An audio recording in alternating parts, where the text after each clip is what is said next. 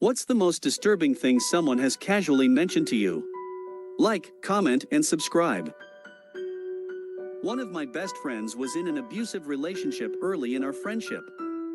I was under the impression it was largely emotional and financial abuse, and I was so proud of her when she got away from that vile man. Not long ago the topic of this guy came up and she just casually was like, "Oh yeah, I left because he started holding a gun to my head saying he was going to kill me." Like, Jesus Christ. And I feel awful that I didn't recognize things had progressed to that point.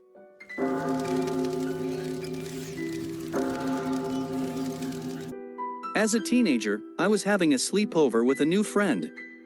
I asked her why her brother smoked so much weed. She casually explained that he had been raped at knife point by a family friend at the age of 12. The guy got away with it because her brother was too terrified to testify against him. I couldn't sleep for nights after that.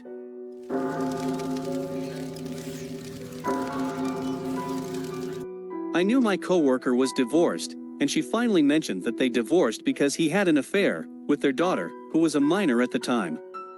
And how could I compete with that? The rest of us didn't know what to say, so we tried to change the subject. I honestly don't think she understood that her husband raped their child.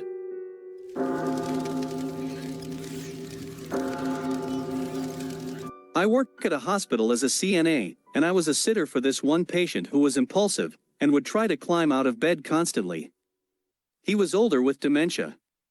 Towards the end of my shift, he confessed to me that he murdered an older woman when he was younger and robbed her after.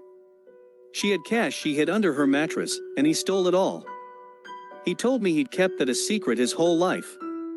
I'm not sure if that confession was true or not, as he had dementia and said odd things that whole day. I often wonder to this day if what he said was true and I had witnessed an actual confession to a murder.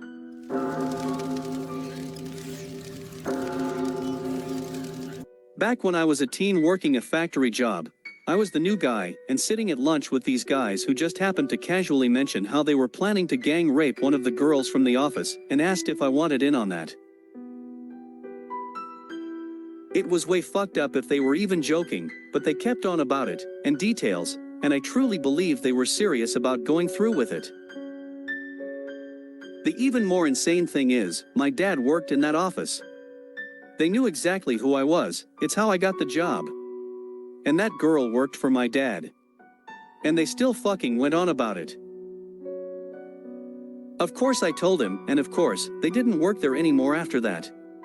Shit still really fucking bothers me, and every few years I tell it on Reddit.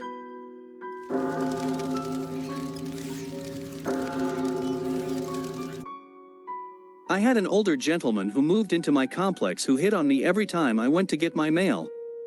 He really creeped me out from day one, but I assumed he was harmless as he mainly just flirted with me, but left me alone otherwise.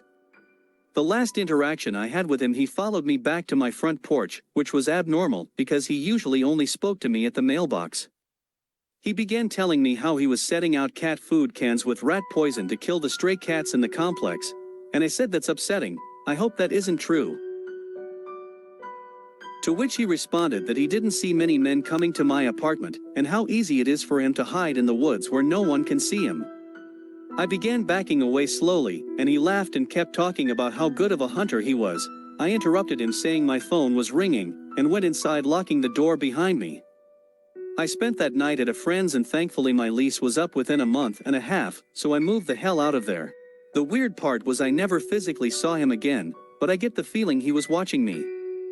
For the rest of my lease I would either have friends stay over with me or go to their places. I didn't feel safe staying in my apartment alone.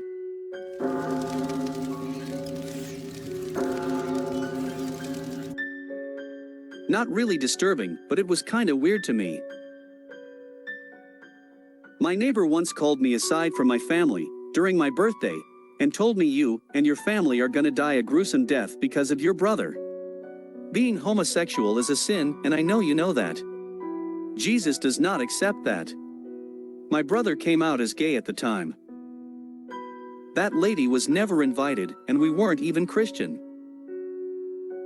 It's more scary to me because I was 11, and she thought she'd be able to shape my young mind more better. She ruined my birthday that day.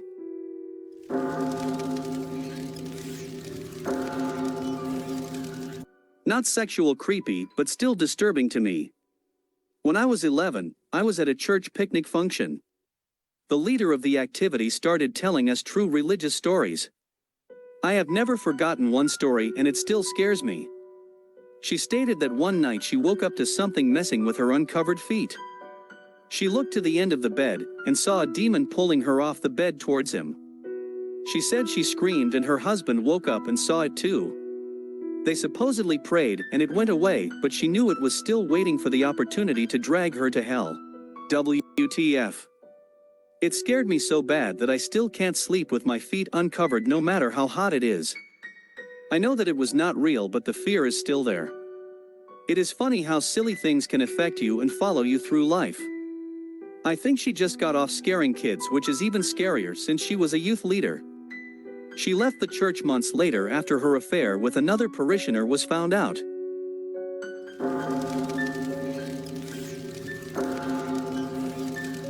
When I was in 7th grade, around 13 years old, my classmate told me that another one of the girls in our class thought it would be funny to leave me alone with the group of older guys in my school who wanted to grope me. My friend warned me about it beforehand so nothing happened, but yet it made me sick to my stomach. There was one of those book fairs going on at school, so they were going to do it in one of the empty classrooms.